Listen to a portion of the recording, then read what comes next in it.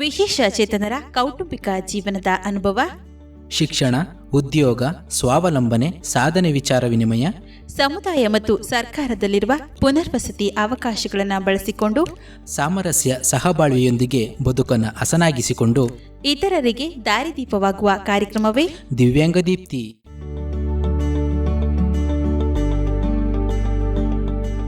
ಪ್ರೀತಿಯ ಜನಧ್ವನಿ ಕೇಳುಗರಿಗೆ ನಮಸ್ಕಾರ. ನಾನು ನಿಮ್ಮ ಬಾನುಲಿ ಗೆಳತಿ ಸ್ಫೂರ್ತಿ ಸರಗೂರು. ಕೇಳುಗರ ದಿವ್ಯಾಂಗ ದೀಪ್ತಿ ಕಾರ್ಯಕ್ರಮಕ್ಕೆ ಆತ್ಮೀಯವಾದ ಸ್ವಾಗತ. ದಿವ್ಯಾಂಗ ದೀಪ್ತಿ ಭರವಸೆಯ ಬೆಳಕು. ಕೇಳುಗರೆ, ಇವತ್ತು ನಮ್ಮ ದಿವ್ಯಾಂಗ ದೀಪ್ತಿ ಕಾರ್ಯಕ್ರಮದಲ್ಲಿ ವಿಶೇಷವಾಗಿ ಸಿಪಿ ಮಗುವಿನ ಬೆಳವಣಿಗೆಯಲ್ಲಿ ಪೋಷಕರ ಪಾತ್ರ ಕುರಿತು ನಮ್ಮ ಜೊತೆ ಮಾತನಾಡಲಿದ್ದಾರೆ HT ಕೋಟೆ ತಾಲೂಕಿನ ಅಣ್ಣೂರು ಗ್ರಾಮದ ಶ್ರೀಮತಿ ಲೀಲಾವತಿರವರು. ಇವರು ಯತೀಶ್ನ ಪೋಷಕರಾಗಿದ್ದು, ಬನ್ನಿ ಕೇಳುಗರೆ, ಇವತ್ತಿನ ನಮ್ಮ ದಿವ್ಯಾಂಗ ದೀಪ್ತಿ ಕಾರ್ಯಕ್ರಮದಲ್ಲಿ ನಮ್ಮ ಯತೀಶ್ ಆದ ಸಿಪಿ ಮಗುವಿನ ಬೆಳವಣಿಗೆಯಲ್ಲಿ ಅವರ ಪಾತ್ರದ ಬಗ್ಗೆ ಒಂದಿಷ್ಟು ವಿಚಾರಗಳನ್ನ ತಿಳಿಯೋಣ. ಮೇಡಮ್, ಕಾರ್ಯಕ್ರಮಕ್ಕೆ ಆತ್ಮೀಯ ಸ್ವಾಗತ. ನಮಸ್ಕಾರ. ನಮಸ್ಕಾರ.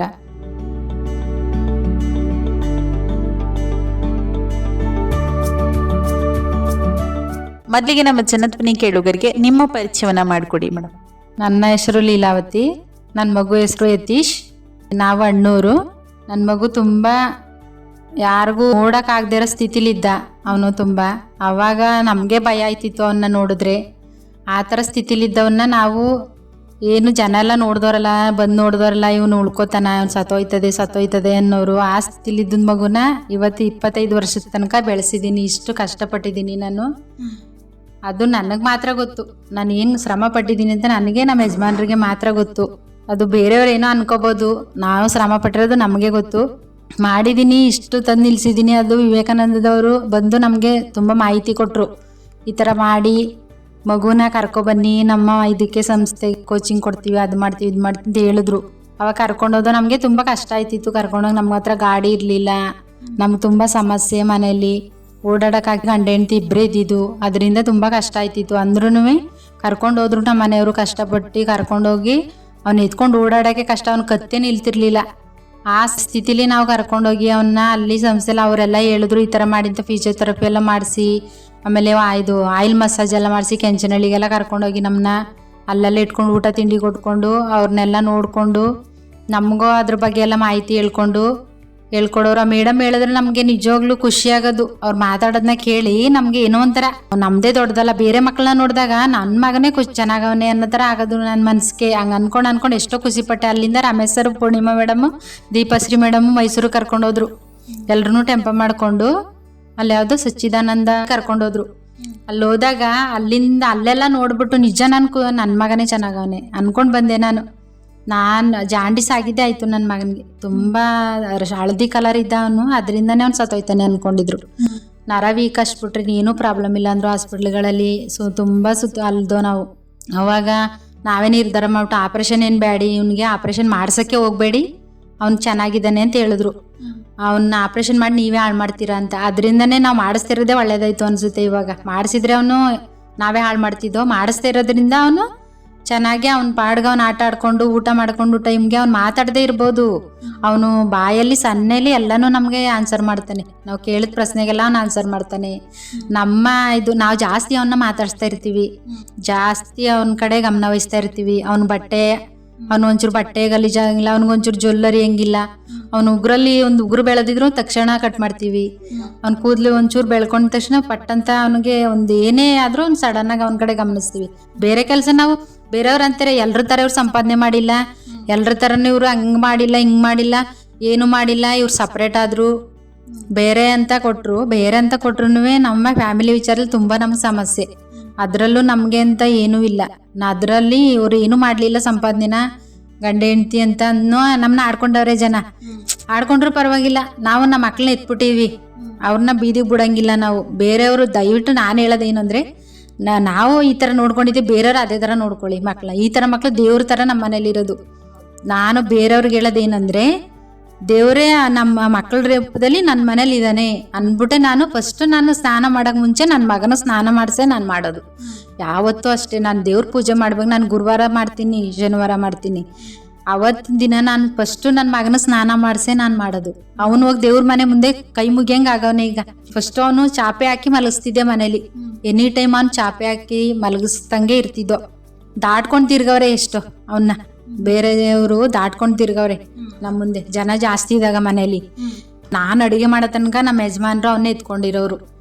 ನಾನು ಅಡುಗೆ ಮಾಡಿ ಅವ್ರಿಗೆ ಊಟ ಕೊಟ್ಮೇಲೆ ಇವನ್ನ ಎತ್ಕೊಂಡು ಆದಮೇಲೆ ಅವ್ರೋಗ ಆರು ಕಟ್ಕೊಂಡು ಹೊಲ ಉತ್ತವ್ರೆ. ಹೊಲ ಉತ್ತಿ ವ್ಯವಸಾಯ ಮಾಡ್ಕೊಂಡು ತಿಂದಿದ್ದೀವಿ ನಾವು, ಅಷ್ಟು ಕಷ್ಟಪಟ್ಟಿದ್ದೀವಿ. ಅಂದರೆ ಬೇರೆಯವ್ರು ಆಡ್ಕೊಂಡು ಪರವಾಗಿಲ್ಲ, ದೇವ್ರನ್ನ ಹಂಗೆ ನನ್ನ ಮಗ ಅವನೇ ನಾನು ಸಾಕನ್ನ ಅಂದ್ಕೊಂಡಿದ್ದೀನಿ ನಾನು ಅಷ್ಟೇ. ಆ ಥರದಲ್ಲಿ 2ನೇ ಮಗನ ಪ್ರೆಗ್ನೆಂಟ್ ಆದಾಗಲೂ ನನಗೆ ಇವನ್ನ ಎತ್ಕೊಂಡು ಅನ್ನ ಊಟ ಮಾಡ್ಸೋಕ್ಕಾಯ್ತಿರ್ಲಿಲ್ಲ. ನನಗೆ ಅವನ್ನ ಹೊಟ್ಟೆಲಿ ಇಟ್ಕೊಂಡು ಇವನ್ನ ಇಲ್ಲಿ ಕೂರಿಸ್ಕೊಂಡು ಊಟ ಮಾಡಿಸ್ಬೇಕಿತ್ತು. ಅವಾಗ ತುಂಬ ಕಷ್ಟ. ಅಂದ್ರೂ ನಾನು ಇದು ಮಾಡಲಿಲ್ಲ, ಶ್ರಮ ಪಟ್ಟೆ. ದೇವರೇ ನಂಗೆ ಶಕ್ತಿ ಕೊಟ್ಟಿದ್ದೇನೋ. ಆದರೂ ಪರವಾಗಿಲ್ಲ, ನನ್ನ ಮಗನ ನಮ್ಮ ಮಗುನ ಥರನೇ 6 ತಿಂಗಳು ಮಗು ಥರ ಇದ್ದ ಇವನು. 2 ವರ್ಷದ ಮಗುನು 6 ತಿಂಗಳು ಮಗು ಥರ ಇದ್ದ. ಆಗ ನೋಡಿಕೊಂಡೆ, ತುಂಬ ಕಷ್ಟಪಟ್ಟೆ. ಇಷ್ಟು ಇದು ಮಾಡಿದ್ದೀನಿ ನನ್ನ ಶ್ರಮದಿಂದ, ನಮ್ಮ ಮನೆಯವ್ರ ಶ್ರಮದಿಂದ ಇಷ್ಟಕ್ಕೆ ತಂದು ನಿಲ್ಸಿದ್ದೀನಿ. ಅಂದ್ರೆ ನಿಮ್ಮ ಮಗ ಒಂದು ದೇವರ ಪ್ರತಿರೂಪ. ಈ ನಿಟ್ಟಿನಲ್ಲಿ ಅವನ ಬೆಳವಣಿಗೆಗೆ ಸತತವಾಗಿ ಪರಿಶ್ರಮ ಈಗಲೂ ಪಡ್ತಾ ಇದ್ರ. ಆ ಪರಿಶ್ರಮದಲ್ಲೂ ಆ ಖುಷಿ ಅನ್ನೋದು ಎದ್ದು ಕಾಣಿಸ್ತಿದೆ ಅಂತ ಹೇಳ್ತಿದ್ರಿ. ಏನು ಖುಷಿ ಪಡ್ತೀನಿ ಅಂದರೆ ನನ್ನ ಮಗನೇ ದೇವರೇ ನನ್ನ ಮಗನ ರೂಪದಲ್ಲಿ ನನ್ನ ಮನೇಲಿ ಇರೋದು. ಬೇರೆ ಏನು ದೇವ್ರು ಮಾಡೋದಲ್ಲ. ನನ್ನ ಮಗನ ಫಸ್ಟು ನಾನು ಚೆನ್ನಾಗಿ ನೋಡಿಕೊಂಡ್ರೆ ದೇವ್ರು ನನ್ನ ನನಗೆ ಆರೋಗ್ಯ ಕೆಟ್ಟೈತೆ ಆಗಲೇ. ಈಗ ಆಲ್ರೆಡಿ ಟೆನ್ಷನ್ ಮಾಡ್ಕೊಂಡು ಜಾಸ್ತಿ ನನಗೆ ಆರೋಗ್ಯ ಕೆಟ್ಟೈತೆ ಟೆನ್ಷನಿಂದ. ಅಂದರೆ ಏನಂದರೆ ಇವನ ಬಗ್ಗೆ ಚಿಂತೆ ಮಾಡೋದೊಂದು ಕಡೆ, ಟೆನ್ಷನ್ ಮಾಡೋದು ಅಂದ್ಬಿಟ್ಟು ನನ್ನ ಆರೋಗ್ಯನೂ ಕೆಡ್ಸ್ಕೊಂಡಿದ್ದೀನಿ. ನಾನು ಹುಷಾರಿಲ್ಲ ಅಂತ ಮಲಗಿದ್ದೀನಿ ಅಂದ್ರೂ ನಾನು ಎದ್ದು ಅವ್ನಿಗೆ ಅಡುಗೆ ಮಾಡಿ ಊಟ ಮಾಡಿಸೇ ಮಲಗಬೇಕು. ನನಗೆ ಎಷ್ಟೇ ಸುಸ್ತಾಗೈತೆ ಅಂತಂದ್ರೂ ಅವ್ನು ಫಸ್ಟ್ ಅವ್ನಿಗೆ ಅಡುಗೆ ಮಾಡಿ ಅವ್ನಿಗೆ ಊಟ ಕೊಡದೆ ಮಲಗರೆ ಅವ್ನು ಹಸ್ಕೊಂಡು ಮಲಿಕೋತಾನೆ. ಆಗ ನನಗೆ ನಿದ್ರೇನೂ ಬರಲ್ಲ, ಸಂಕಟ. ಆ ಥರ ಸಂಕಟ ಪಡೋ ಅಂಥ ಕೆಲಸ ಮಾಡ್ಕೋಬಾರ್ದು ಅಂದ್ಬಿಟ್ಟು ಏನೇ ಕಷ್ಟ ಆಗಲಿ ನನಗೆ ಬೇರೆಯವ್ರಿಗೆ ತೊಂದರೆ ಕೊಡಲ್ಲ. ನಾನು ಬೇರೆಯವ್ರ ಮನೇಲಿ ನಾನು ಒಂದಿನೂ ಬಿಟ್ಟಿಲ್ಲ. ನಮ್ಮ ಅಕ್ಕ ತಂಗಿ 4 ಜನ ಇದ್ದೀವಿ. ಯಾರ ಮನೇಲೂ ನಾನು ಬಿಡೋಕೆ ಇಷ್ಟಪಟ್ಟಿಲ್ಲ. ನಮ್ಮ ಅಣ್ಣಂದಿರಿಬ್ರು ಅವರೇ, ಅಕ್ಕ ತಂಗಿರವ್ರೆ, ನಮ್ಮ ಅಮ್ಮ ಐತೆ. ನಮ್ಮ ಅಮ್ಮನ ನನಗೆ ಏನಾದ್ರು ಹುಷಾರಿಲ್ಲ ನಮ್ಮ ಅಮ್ಮನೇ ಕರ್ಕೊಂಬಂದು ಇಲ್ಲಿ ಇರ್ಸ್ಕೊಂಡೇನೆ. ನಾನು ಬೇರೆಯವ್ರ ಮನೆ ನನ್ನ ಮಗನ ಬಿಟ್ಟಿಲ್ಲ. ನನ್ನ ಮಗನಿಗೆ ನನ್ನ ಮನೆ ಅಷ್ಟು ಫ್ರೀ ಎಲ್ಲೂ ಇಲ್ಲ, ಎಲ್ಲೂ ಸಿಗಲ್ಲ. ಅವ್ನಿಗೆ ಎಷ್ಟೇ RCC ಮನೆ, ಟೈಲ್ಸ್ ಮನೆನೇ ಆಗಲಿ, ಅವನಿಗೆ ನನ್ನ ಮನೆ ಅಷ್ಟು ಫ್ರೀ ಎಲ್ಲೂ ಇಲ್ಲ. ಅವನಿಗೆ ಆ ಥರ ನಿನ್ನ ಬಿಟ್ರೆ ಎಲ್ಲೂ ಇರಲ್ಲ ಅಂತಾನೆ ಅವನು. ಅಂದ್ರೆ ನಿಮ್ಮ ಮನೆಯ ವಾತಾವರಣಕ್ಕೆ ಅವರು ತುಂಬಾ ಹೊಂದ್ಕೊಂಡಿದ್ದಾರೆ. ಮನೇಲಿ ಯಾರ್ಯಾರು ಇದ್ದೀರಿ ಮೇಡಮ್ ನೀವು? ನಮ್ಮ ಯಜಮಾನ್ರು, ನಾನು, ನನ್ನ ಚಿಕ್ಕ ಮಗ, ಇವನು, ಇಬ್ರು, 4 ಜನ. ಈಗ ಯತೀಶ್ಗೆ ಎಷ್ಟು ವರ್ಷ? 24 ವರ್ಷ ತುಂಬಿ 25ನೇ ವರ್ಷ ಈಗ. ಯಾವಾಗ್ಲಿಂದ ಈ ಸಮಸ್ಯೆ ಅವರಿಗೆ ಪ್ರಾರಂಭ ಆಯಿತು? ಅವನಿಗೆ ಹುಟ್ಟಿದಾಗಲೇ ಸಮಸ್ಯೆ ಸ್ಟಾರ್ಟ್ ಆಗಿದ್ದು. ಹುಟ್ಟಿದಾಗ ಅವನಿಗೆ ಜಾಂಡಿಸ್ ಆಗಿದ್ದು ಐತೆ ಅಷ್ಟೇ, ಅದೊಂದೇ ಸಮಸ್ಯೆ ಆಗಿದ್ದು. ಅದರಿಂದನೇ ಅವನು ಫುಲ್ ಅವನ ಆಕ್ಟಿವಿಟಿ ಏನೂ ಇಲ್ಲ. 3 ತಿಂಗಳಾದ್ಮೇಲೆ ಮಕ್ಕಳು ಏನೋ ಚೇಂಜಸ್ ಕಾಣ್ತವೆ, ಅದೂ ಇಲ್ಲ. 6 ತಿಂಗಳಾದ್ಮೇಲೆ ಚೇಂಜಸ್ ಇರ್ತದೆ, ಅದೂ ಇಲ್ಲ. 9 ತಿಂಗಳು 10 ತಿಂಗಳು 1 ವರ್ಷ ನೋಡ್ದು. 1 ವರ್ಷ ತನಕ ನಾವು ಮಗು ಈ ಥರ ಆಯ್ತದೆ ಅಂತ ಗೊತ್ತೇ ಇಲ್ಲ. ಆಮೇಲೆ ಅವನು ಕತ್ತೆಲ್ಲ ಫುಲ್ಲು ನಿಲ್ತಾನೆ ಇರ್ಲಿಲ್ವಲ್ಲ, ಅವಾಗ ನಮಗೆ ಗೊತ್ತಾಗಿದ್ದು ಕತ್ತಿ ಥರ ನಿಲ್ತಾನೆ ಇಲ್ವಲ್ಲ ಅಂದ್ಬಿಟ್ಟು ಡಾಕ್ಟರ್ ಹತ್ರ ಕರ್ಕೊಂಡು ಹೋಗಿದ್ಕೆ ಮಗುಗೆ ನರಗಳು ವೀಕ್ ಆಗೈತೆ ಅಂದರು. ಜಾಂಡಿಸಿಂದ ಮೈಂಡ್ಗೆ ಅಟ್ಯಾಕ್ ಆಗಿ ನರಗಳು ವೀಕ್ ಆಗೈತೆ, ನೀವು ಯಾವ ಆಪ್ರೇಷನ್ನು ಮಾಡಿಸ್ಬೇಡಿ, ಅವ್ನು ನೀವೇ ಹಾಳು ಮಾಡ್ತೀರಿ ಅಂದ್ರಲ್ಲ. ಅದರಿಂದ ನಾವು ಸುಮ್ಮನಾಗ್ಬಿಟ್ಟು ಟ್ರೀಟ್ಮೆಂಟ್ ಕೊಡಿಸ್ತೋ ತುಂಬ. ಅಂದರೆ ಸ್ವಲ್ಪ ಸ್ಟ್ರೆಂತ್ ಆಗಲಿ ಅವ್ನಿಗೆ ಅಂದ್ಬಿಟ್ಟು, ನರಗಳು ಸ್ವಲ್ಪ ಸ್ಟ್ರೆಂತ್ ಆಗಲಿ ಅಂತ ಟ್ರೀಟ್ಮೆಂಟ್ ಎಲ್ಲ ಕೊಡಿಸ್ತೋ. ಅಂದರೆ ಆಪ್ರೇಷನ್ ಏನು ತಲೆಗೆಡ್ಸ್ಕೊಳ್ಳಿಲ್ಲ. ಟ್ರೀಟ್ಮೆಂಟ್ ಕೊಡಿಸಿ ಒಂದು 6 ವರ್ಷ 7 ವರ್ಷದ ತನಕ ಮಲಗ್ದಂಗೆ ಇದ್ದ. ಆಮೇಲೆ ಸ್ವಲ್ಪ ನಾವೇ ಕೂರಿಸಿದ್ರೆ ಹಿಂಗೆ ಕೂತ್ಕೊಳ್ಳೋನು. ನಾವು ಕೈ ಕಾಲಲ್ಲಿ ಎಕ್ಸಸೈಸ್ ಮಾಡಿಸಿ ಪ್ರಯತ್ನ ಪಟ್ಟು ಕೂರಿಸಿದ್ರೆ ಕೂತ್ಕೊಳ್ಳೋನು. ಆಮೇಲೆ ಸ್ವಲ್ಪ ಎದ್ದು ನಿಂತ್ಕೊಳ್ಳೋ, ಹಿಂಗೆ ನಿಲ್ಸಿದ್ರೆ ಗೋಡೆ ಒರೆಸಿ ನಿಂತ್ಕೋತಿದ್ದ. ಆಮೇಲೆ ಎದ್ದು ನಿಲ್ಸಿದ್ರೆ ಸ್ವಲ್ಪ ನಿಂತ್ಕೊಂಡ. ಕೂರಿಸಿದಾಗ ಅವನು ಎಷ್ಟು ತ್ಯಾವದವನೇ ಅಂದರೆ ಮೇಡಮ್, ನನಗೆ ಅದು ನೆನೆಸ್ಕೊಂಡ್ರೆ ಈಗಲೂ ಕಣ್ಣೀರು ಬರುತ್ತೆ ನನಗೆ. ಬೀದಿಲೆಲ್ಲ ತೆವ್ಕೊಂಡು ಹೋಗೋನೆ. ಬೇರೆ ಮಕ್ಳು ಆಟ ಆಡ್ತಾ ಇರುವಾಗ ನಾನು ಹೋಗ್ಬೇಕು ಆ ಜಾಗಕ್ಕೆ ಅಂತ. ಇವನಿಗೆ ನಿಕ್ಕರ್ ಎಷ್ಟು ಚೆನ್ನಾಗಿರೋ ನಿಕ್ಕರೆಲ್ಲ ಹಾಕಿದ್ರು ಅವನು ತೆವ್ಕೊಂಡು ಹೊರಟೋಗೋನು ಬೀದಿಲಿ. ಆ ಕಡೆ ಈ ಕಡೆ ಎಲ್ಲ ಆಟ ಆಡ್ತವ್ರೆ, ಅಲ್ಲಿಗೆಲ್ಲ ಹೋಗೋದು ತೆವ್ಕೊಂಡು ಬೀದಿಲೆಲ್ಲ. ಆಗ ನನಗೆ ಸಂಕಟ, ನನ್ನ ಮಗನ ಬಟ್ಟೆ ಎಲ್ಲ ಹರಿದೋಯ್ತು, ಮಣ್ಣಾಯ್ತು. ಅಂತೂ ನನಗೆ ಬೇಜಾರ ಇಲ್ಲ, ಒಗಿವ್ನಿ. ಅಷ್ಟು ಗಲೀಜು ಮಾಡ್ಕೊಳ್ಳಿ, ಹಾಕ್ಸೋಣ, ಬಿಚ್ಚೋದು, ಒಗೆಯೋದು, ತಕ್ಷಣ ಎಲ್ಲ ಮಾಡೀವ್ನಿ. ಅಂದರೆ ಆಟ ಆಡೋಕ್ಕೆ ಆಸೆ ಅವನಿಗೆ. ಮಕ್ಳ ಜೊತೆ ಎಲ್ಲ ಆಡಬೇಕು ನಾನು ಅಂತ ಆಸೆ. ಹೋಗೋದು ತೆವ್ಕೊಂಡು ಬಟ್ಟೆ ಗಲೀಜು ಮಾಡೋದು. ಎಲ್ಲ ಅನ್ನೋರು ಬಂದರು, ಟೈರಲ್ಲಿ ಹೊಲಿಸ್ಬಿಡಿ, ಹರಿದಂಗೆ ಗೋಣಿ ಚೀಲದಲ್ಲಿ ಹೊಲಿಸ್ಬಿಡಿ. ಏನೂ ಹೊಲಿಸ್ಲಿಲ್ಲ ನಮ್ಮ ಮನೆಯವ್ರು. ಅವ್ನು ಎಷ್ಟು ಹರಿತಾನೆ ಹರೀಲಿ ಅವ್ನ ಬಟ್ಟೆ, ಅವ್ನು ಎಷ್ಟು ಚಡ್ಡಿ ಹರಿತಾನೆ ಹರೀಲಿ, ನಾನು ತರೋನು, ಹರಿದಾಕ್ಲಿ ಬಿಡು, ಹೋಗ್ಲಿ ಆಟ ಆಡಲಿ ಅವನು ಅಂತ. ಆಮೇಲೆ ಎದ್ದು ಸ್ವಲ್ಪ ನಿಂತ್ಕೊಂಡ. ಆಮೇಲೆ ನಡಿಯೋಕ್ಕಾದ ಹಂಗೆ ಸ್ವಲ್ಪ. ಈಗ ಅಲ್ಲಿಗೂ ಕರ್ಕೊಂಡೋಗಿ ಶುರು ಮಾಡಿದ್ವಲ್ಲ ನಾವು, ಆಗ ಸ್ವಲ್ಪ ಅವನು ಸ್ವಲ್ಪ ಆಕ್ಟಿವ್ ಆದ. ಸ್ಟೇಜ್ ಮೇಲೆ ನಾನು ಡ್ಯಾನ್ಸ್ ಮಾಡಬೇಕು, ಎಲ್ಲರನ್ನು ನೋಡಿದಾಗ ನಾನು ಅದು ಮಾಡಬೇಕು ಇದು ಮಾಡಿ ಹೊಸಿ ಆಸೆ ಅಲ್ಲ ಅವನಿಗೆ. ಫಸ್ಟ್ ಹೇಳೇನು ನಾನು ಡ್ಯಾನ್ಸ್ ಮಾಡ್ಬೇಕಲ್ಲಿ, ಹೇಳು ಅವ್ರಿಗೆ ಅಂತ. ತಡಿ ಪೂರ್ಣಿಮಾ ಮೇಡಮ್ಗೆ ಹೇಳ್ತೀನಿ ಡ್ಯಾನ್ಸ್ ಮಾಡಿಸ್ತಾರ ಕೇಳ್ತೀನಿ ಫಸ್ಟು ಅಂದ್ರೆ, ಇಲ್ಲ ಹೇಳು ಡ್ಯಾನ್ಸ್ ಮಾಡ್ಬೇಕು ನಾನು ಹೇಳು ಅಂತ ಹಿಂಸೆ ಕೊಡೋದು ನನಗೆ. ಆಯ್ತು ಮಾಡ್ಸೋಣ ಅಂದ್ರೆ ರಮೇಶ್ ಸರ್ ಖುಷಿ ಪಡೋರಾಗ ಮಾಡಿಸಿ ಡ್ಯಾನ್ಸ್ ಮಾಡಿಸಿ ಖುಷಿ ಪಡ್ಲಿ. ಅವನು ಖುಷಿ ಪಡೋದೇ ಅವ್ರಿಗೆ ಇಷ್ಟ ಅಲ್ವಾ, ಅವ್ರಿಗೋಸ್ಕರನೇ ಅವ್ರು ಕೆಲಸ ಮಾಡೋದು, ಅವ್ರನ್ನ ಖುಷಿ ಪಡೋದೇ ಅವ್ರಿಗೆ ಇಷ್ಟ. ಹಂಗೆ ಮಾಡ್ತೀವಿ ಅನ್ನೋ ಮಕ್ಕಳನ್ನ ತುಂಬಾ ಇಷ್ಟಪಟ್ಟು ಮಾಡಿಸ್ತೀವಿ ನಾವು ಅಂತ. ಅಲ್ಲಿ ಮೈಸೂರು ಕರ್ಕೊಂಡು ಹೋಗಿದ್ರಲ್ಲ, ಅವ್ರ ಹತ್ರನು ಮಾತಾಡ್ಸಿದ್ರು ನನ್ನ ಹತ್ರ. ಇವ್ರಿಷ್ಟು ಇದ್ ಮಾಡೋರು ನೋಡಿ ಎಷ್ಟು ಆಕ್ಟಿವ್ ಆಗವನೇ ಹುಡುಗ, ಆ ಥರ ಮಾಡಬೇಕು ಬೇರೆ ಪೇರೆಂಟ್ಸನ್ನು, ಆ ಥರನೇ ಮಾಡ್ಬೇಕು ಇವ್ರ ಥರನೇ ಮಾಡಿ. ಈ ಥರ ಮಕ್ಕಳನ್ನ ಯಾರು ದೂರ ತಳ್ಳಬೇಡಿ ಆ ಥರ ಮಕ್ಕಳು ಅಂದ್ಬಿಟ್ಟು. ಆಮೇಲೆ ಬಂದಾಗ ಫಸ್ಟ್ ಮಕ್ಳು ಯಾರೇ ಬರಲಿ ಫಸ್ಟ್ ಅವ್ರನ್ನ ಮಾತಾಡಿಸ್ಬೇಕು ಮನೇಲಿ. ಅವ್ರು ಹೊರಗಡೆ ಇದ್ರೆ ಫಸ್ಟ್ ಅವ್ರನ್ನ ಮಾತಾಡಿಸಿ ಒಳಗೆ ಬರಬೇಕು. ಇವ್ರನ್ನೇನು ಮಾತಾಡ್ಸೋದು ಅಂತ ಯಾರೋ ಹೊರಗಡೆ ಹೋಗ್ಬಾರದು ಒಳಗಡೆಗೆ ಸುಮ್ಮನೆ. ಫಸ್ಟ್ ನಾನು ಯಾರೇ ಬಂದ್ರು ಹಂಗೆ ಹೇಳೋದು, ನನ್ನ ಮಗ ಇರ್ತಾನೆ ಹೊರಗಡೆ ಅವನ್ನೇ ಕೇಳಿ ಎಲ್ಲಾನು ಹೇಳ್ತಾನೆ, ಆನ್ಸರ್ ಮಾಡ್ತಾನೆ ಅಂತಾನೆ ಹೇಳೋದು. ಅವನೇ ಆನ್ಸರ್ ಮಾಡ್ತಾನೆ. ನಿಮಗೆ ನಮ್ಮ ಅಮ್ಮ ಒಳಗೈತೆ, ಹೊಲಕ್ಕೆ ಹೋಗೈತೆ, ಬೇರೆ ಕಡೆ ಅದೇ ಏನೇ ಇದ್ರು ಅವನೇ ಹೇಳ್ತಾನೆ, ಅವನೇ ಆನ್ಸರ್ ಮಾಡ್ತಾನೆ. ನೀವು ಫಸ್ಟ್ ಬಂದ್ರೆ ನಾನು ಇಲ್ದವ್ರು ನನ್ನ ಮಗ ಇರ್ತಾನೆ ಬಾಗ್ಲಲ್ಲಿ, ಅವನ್ನ ಕೇಳಿ ಅಂತೀನಿ ಫಸ್ಟ್. ಎಲ್ಲಾನು ಅವನೇ ಆನ್ಸರ್ ಮಾಡ್ತಾನೆ. ಅದ್ನ ಹೇಳ್ತೀನಿ ನಾನು ಯಾರಿಗಾದ್ರು. ಫಸ್ಟ್ ಬಂದು ಅವನ್ನೇ ಕೇಳ್ತಾರೆ ಯಾರಾದ್ರೂ, ಹೇಳ್ಬಿಟ್ಟಿದ್ದೀನಲ್ಲ ಯಾರಾದ್ರೂ ಬಂದ್ರು ಅವನ್ನೇ ಮಾತಾಡ್ಸೋದು ಫಸ್ಟ್ ಕೇಳೋದು. ಆ ಥರ ಇರ್ಬೇಕು ಯಾರೇ ಪೇರೆಂಟ್ಸ್ ಆಗ್ಲಿ. ನಾನು ಕೇಳ್ಕೊಳ್ಳೋದು ಏನಂದ್ರೆ, ಯಾರು ಬಂದ್ರು ಅವನ್ನೇನ್ ಮಾತಾಡ್ಸ್ಬೇಕು, ಅವ್ನಿಗೆ ಗೊತ್ತಿಲ್ಲ ಏನು ಅನ್ನೋ ಥರ. ಅವಳೇ ಆಗ್ಲಿ ಹುಡುಗಿನೇ ಆಗ್ಲಿ ಹುಡುಗ ಆಗ್ಲಿ, ಅವ್ರಿಗೇನ್ ಗೊತ್ತು ಅವ್ರನ್ನೇನ್ ಮಾತಾಡ್ಸೋದು ಅಂದ್ಬಿಟ್ಟು ಸುಮ್ಮನೆ ಓಟೋಗ್ಬಿಡ್ಬಾರ್ದು. ಫಸ್ಟ್ ಅವ್ರನ್ನ ಮಾತಾಡ್ಸ್ಬೇಕು, ಆಗ ಅವ್ರಿಗೆ ಖುಷಿ ಆಯ್ತದೆ. ನಮ್ಮನ್ನ ಮಾತಾಡ್ಸಿದ್ರು ಯಾರೇ ಆಗ್ಲಿ ಅವ್ರನ್ನ ನಾವು ಪರಿಚಯ ಮಾಡ್ಕೋಬೇಕು. ಅವ್ರ ಬುದ್ಧಿ ಇರ್ತದೋ ಇರೋದಿಲ್ವೋ ನಾವೊಂದ್ಸಲ ಮಾತಾಡ್ಸಿ ನೋಡ್ಬೇಕು ಅವ್ರನ್ನ. ಇವನು ಬ್ರಿಲಿಯಂಟ್, ಮಾತಾಡಿಸಿದ ತಕ್ಷಣ ಪಟ್ ಅಂತ ಹೇಳ್ತಾನೆ, ಆನ್ಸರ್ ಮಾಡ್ತಾನೆ. ನಮ್ಮಮ್ಮ ಇಲ್ಲೋಗದೆ ಅಲ್ಲೋಗದೆ ಇಲ್ಲದೆ ಅಂತಾನೆ ಹೇಳ್ತಾನೆ. ಬೇರೆಯವರು ಮಕ್ಳು ಹಂಗಿರಲ್ಲ, ಕೆಲವು ಎಲ್ಲ ಹಂಗಿರಕ್ಕಿಲ್ಲ. ಬುದ್ಧಿಮಾಂದ್ಯ ಮಕ್ಳು ಇರ್ತಾರೆ, ಕಿವಿ ಕೇಳಿಸ್ತಾ ಇರೋ ಮಕ್ಳು ಇರ್ತಾರೆ. ಎಲ್ಲಾ ತರದ ಮಕ್ಳು ನೋಡಿ ನಿಜವಾಗ್ಲೂ ನಮ್ ಕಳ್ಳು ಕಿತ್ಕೊಳಂಗಾಗೈತೆ ಗೊತ್ತಾ. ನನಗೆ ಎಷ್ಟು ಸಂಕಟ ಆಗೈತೆ ಅಂದ್ರೆ, ವಿವೇಕಾನಂದ ಇದರಲ್ಲಿ ಹೋದಾಗ ನನ್ನ ಮಗನೇ ಚೆನ್ನಾಗವನೆ ಗಣಪ ಅನ್ಕ ಬಂದಿದ್ದೀನಿ ನಾನು ಎಷ್ಟೋ ಸಲ ಬೇರೆ ಮಕ್ಳನ್ನೆಲ್ಲ ನೋಡಿದಾಗ. ಅವ್ರಿಗೆ ಹೇಳೋದು ನಾನು, ಯಾರೋ ಆ ಥರ ಬೇಜಾರು ಮಾಡಬೇಡಿ, ಎಲ್ಲ ಅವರ ಮಕ್ಳೇ ದೇವ್ರ ಮಕ್ಳು ಅವರು ಅನ್ಕೊಂಡು ತುಂಬಾ ಚೆನ್ನಾಗಿ ನೋಡ್ಕೊಳ್ಳಿ ಅವ್ರನ್ನ. ಇರೋ ತನಕ ತುಂಬಾ ಚೆನ್ನಾಗಿ ನೋಡ್ಕೊಳ್ಳಿ ಅವ್ರನ್ನ, ಖುಷಿ ಪಡಿ. ಅವರು ದೇವ್ರು, ನಮ್ಮ ಮನೇಲಿ ಅದೇ ದೇವ್ರು ಅಂತ ಖುಷಿ ಪಡಿ. ಅದನ್ನೇ ಹೇಳೋದು ನಾನು ಅಷ್ಟೇ. ಅಂದ್ರೆ ನಿಮ್ಮ ಮಗನ ಬೌದ್ಧಿಕ ಶಕ್ತಿ ತುಂಬಾ ಅತ್ಯುತ್ತಮವಾಗಿದೆ. ಈ ನಿಟ್ಟಿನಲ್ಲಿ ಅವರು ನಿಮ್ಗೆ ಕೆಲವೊಂದು ಸೂಚನೆಗಳು ಕೊಡೋ ಮೂಲಕ ನಿಮ್ಮ ಒಂದು ಪ್ರತಿಫಲಕ್ಕೆ ಶ್ರಮ ಅನ್ನೋದು ಸಿಗ್ತಾ ಇದೆ. ನನ್ನ ಮಗ ಮನೇಲಿ ಇಲ್ಲ ಅಂದ್ರೆ ನನಗೆ ಒಂದಿನೂ ಇರೋಕ್ಕಾಗಲ್ಲ. ನನಗೇನೇ ಹುಷಾರಿಲ್ಲದೆ ಇರ್ಬೋದು, ನನಗೆ ಆರೋಗ್ಯ ಸರಿ ಇಲ್ಲದೆ ಇದ್ರು ನನಗೆ ಹುಷಾರಿಲ್ಲ ಅಂದ್ರೆ ನನ್ನ ಮಗ ಎಲ್ಲರೂ ಹೋಗ್ಲಿ 4 ದಿನ ಯಾರು ನೋಡ್ಕೊಳ್ಳಿಕನಪ್ಪ ಅಂತ ನನಗೆ ಯಾವತ್ತೂ ಅನಿಸಿಲ್ಲ. ನನ್ನ ಮಗನಿಗೆ ಮನೇಲಿ ಇಲ್ಲ ಅಂದ್ರೆ ನನಗೆ ಇರೋಕ್ಕೂ ಆಗಲ್ಲ.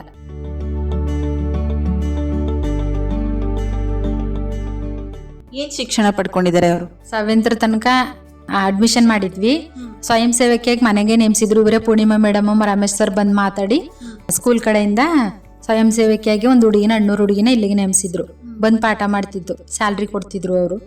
ಸ್ವಲ್ಪ ದಿನ ಆದ್ಮೇಲೆ ಅವರು ಬರ್ಲಿಲ್ಲ ಸ್ವಲ್ಪ. ಆಮೇಲೆ ಮಾದೇವ್ ಸರ್ ಅಂತಿದ್ರು ಇಲ್ಲಿ, ಇವ್ರಿಗೆ ಸಂಬಂಧಪಟ್ಟಂಗೆ ಸ್ವಲ್ಪ ಓಡಾಡ್ತಿದ್ರು. ಇವರೆಲ್ಲ ಮಾತಾಡಿ ತಾಯ್ದಿರೇ ಮಾಡ್ಬೋದು, ಏನು ತೊಂದರೆ ಇಲ್ಲ ಅಂದ್ಬಿಟ್ಟು ಅದೊಂದು ಸ್ವಲ್ಪ ನಾನೇ ಮನೇಲೆ ಮಾಡ್ಕೋತಿದ್ದೆ. ನಾನು ಸ್ವಲ್ಪ ಓದಿದ್ದೀನಲ್ವಾ, ನಾನೇ ಮಾಡ್ಕೋತಿದ್ದೆ. ಇವನ್ಗೆ ಕ್ಲಾಸ್ ಅಕ್ಷರ ಪರಿಚಯ ಮಾಡೋದು, ಆಟ ಸಾಮಾನೆಲ್ಲ ಕೊಟ್ಟಿದ್ರು ಇದ್ರ ಕಡೆಯಿಂದ. ಪೂರ್ಣಿಮಾ ಅವ್ರು ಕೊಡ್ಸಿದ್ರಲ್ವಾ, ಅವೆಲ್ಲ ಆಟ ಆಡ್ಸೋದು, ಇದನ್ನ ಗುರ್ತಿಸು, ಇದು ಅಂತ ಎಲ್ಲ ಹೇಳ್ಕೊಡೋದು. ಆಮೇಲೆ ಕಾಲು ಇವನು ಸರಿಯಾಗಿ ಆಗ್ತಿರ್ಲಿಲ್ಲ, ಹಿಂಗೆ ಕ್ರಾಸ್ ಮಾಡಿ ಹಿಂಗೆ ಉಲ್ಟಾ ಮಾಡ್ಕೊಂಡು ಕುತ್ಕೋತಿದ್ದ. ಇವೆರಡು ಕಾಲನು ಹಿಂಗೆ ಮಾಡ್ಕೊಂಡು ಕುತ್ಕೊಳ್ಳೋನು, 2 ಕಾಲುವೆ. ಅವಾಗ ನಾವು ಜಾಸ್ತಿ ನೆಲದಲ್ಲಿ ಕೂರ್ಸಕ್ಕೆ ಅಭ್ಯಾಸ ಮಾಡಲಿಲ್ಲ. ಅವಾಗ ಅಲ್ಲಿ ಮೇಡಮ್ ಹೇಳಿದ್ರು, ಕಂಚನಹಳ್ಳಿ ಕರ್ಕೊಂಡೋದಾಗ ಅಲ್ಲಿ ಬಂದಿದ್ರಲ್ವ ಮೇಡಮ್ ಬೇರೆಯವರು, ನಮಗೆ ಕೋಚಿಂಗ್ ಕೊಡ್ತಿದ್ರಲ್ಲ ಹಿಂಗೆ ಪೇರೆಂಟ್ಸ್ಗಳಿಗೆ. ಅವಾಗ ಅವ್ರು ಹೇಳಿದ್ರು, ಈ ಥರ ಕಾಲ್ ಮಾಡ್ಕೊಂಡು ಕೂತ್ಕೊಂಡ್ರೆ ಅವ್ನಿಗೆ ಆಪ್ರೇಷನ್ ಮಾಡಿಸ್ಬೇಕಾಗುತ್ತೆ ನೀವು ಅಂತ. ಅವನು ಅದನ್ನ ಅರ್ಥ ಮಾಡ್ಕೊಬಿಟ್ಟ. ಈ ಥರ ಆಗಾಗ್ಬಿಡುತ್ತೆ, ಈ ಥರ ಆದಾಗ ಇಲ್ಲಿ ಕುಂಡಿ ಈ ಸೈಡ್ ಕ್ರಾಸ್ ಆಗ್ಬಿಡ್ತದೆ ಇಲ್ಲಿ ಮೂಳೆ, ಅವಾಗ ಆಪ್ರೇಷನ್ ಮಾಡ್ಬೇಕಾಯ್ತದೆ, ನಿಂಗೆ ಯತೀಶ್ ನೋಡು ನೀನು ಅಂತ ಹೇಳಿದ್ರು ಅವರು. ಅಷ್ಟೇ ಅರ್ಥ ಅವನು ಮಾಡ್ಕೊಂಡಾದ್ಮೇಲೆ ಅವಾಗಿಂದ ಈ ಥರ ಕೂರೋದೇ ಇಲ್ಲ. ಈಗ ಚೇರ್ ಮೇಲೆ ಕೂರ್ತಾನೆ, ಇಲ್ಲಾಂದ್ರೆ ಮಂಚದ ಮೇಲೆ ಕೂರ್ತಾನೆ. ಕೆಳಗಡೆ ಕೂತ್ರುನು ಒಂದ್ ಕಾಲು ನೀಡ್ತಾನೆ, ಒಂದ್ ಕಾಲು ಮರ್ಚ್ಕೋತಾನೆ. ಆ ತರ ಮಾಡ್ಕೊಂಡ್ ಕೂರ್ತಾವನೆ. ಈಗ ಆ ಚಿಕ್ಕ ಚೇರ್ ತಗೊಂಡಿರೋದು ಆ ಉದ್ದೇಶಕ್ಕೆ ಊಟ ಮಾಡ್ಸಕ್ಕೆ ಅದು ಕೂರ್ಸ್ತೀವಿ. ಅದ್ರಲ್ಲಿ ಇದ್ರಲ್ಲಿ ಕೂತ್ಕೊಂಡು ಊಟ ಮಾಡಿಸ್ತೀವಿ. ಯಾಕೆಂದ್ರೆ ಕೆಳಗಡೆ ಕೂತ್ರೆ ಕಾಲ್ ಮಡ್ಚ್ಕೊಬಿಡ್ತಾನೆ. ಅದರಿಂದ ಅವನ ಅದ್ರಲ್ಲಿ ಕೂತ್ಕೊಂಡು ನಾವು ಇದ್ರಲ್ಲಿ ಕೂತ್ಕೊಂಡು ಊಟ ಮಾಡಿಸೋದು ಅವನ್ಗೆ. ಮೇಡಮ್, ಈಗ ಅವರ ಬೆಳವಣಿಗೆ ಹಂತವಾಗಿ ಹೇಗ್ ಸಾಕ್ತಿತ್ತು?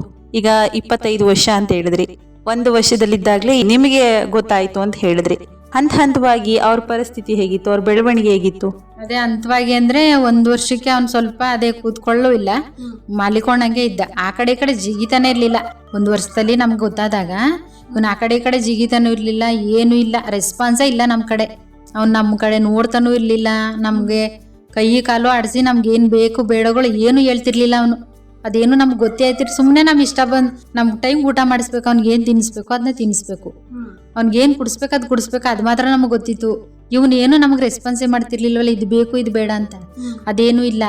2 ವರ್ಷ ಆದರೂ ಇಲ್ಲ, 5 ವರ್ಷ ಆದರೂ ಇಲ್ಲ, ಎಲ್ಲ ನಾವೇ ಮಾಡಿರೋದು. ನಾವು ಅರ್ಥ ಮಾಡ್ಕೊಂಡು, ಅದೇ ಹೇಳಿದ್ನಲ್ಲ, ವ್ಯವಸಾಯ ಮಾಡೋರು ನಾವು, ವ್ಯವಸಾಯ ಮಾಡೋ ಕಡೆ ಗಮನ ಬಿಟ್ಬಿಟ್ಟು ಏನಾದರೂ ಆಗಲಿ ಫಸ್ಟ್ ನನ್ನ ಮಗನ ನೋಡ್ಬೇಕು, ನನ್ನ ಮಗ ಚೆನ್ನಾಗಾಗ್ಬೇಕು, ಈ ಭ್ರಮೇಲಿದ್ದೋ ನಾವು ಗಂಡ ಹೆಂಡ್ತಿ. ಅಂದ್ರೆ ಇವರೇ ಹಿರಿ ಮಗ, ಇವನೇ ದೊಡ್ಡ ಮಗ, ಇವನೊಂದು ಇದನ್ನ ಮಾಡ್ಬೇಕು, ಫಸ್ಟ್ ನಾವು ನಡಿಯೋ ಥರ ಮಾಡಬೇಕು ಅನ್ನೋ ಭ್ರಮೇಲೆ ಬದುಕ್ತೇವೆ ನಾವು 5 ವರ್ಷದ ತನಕ.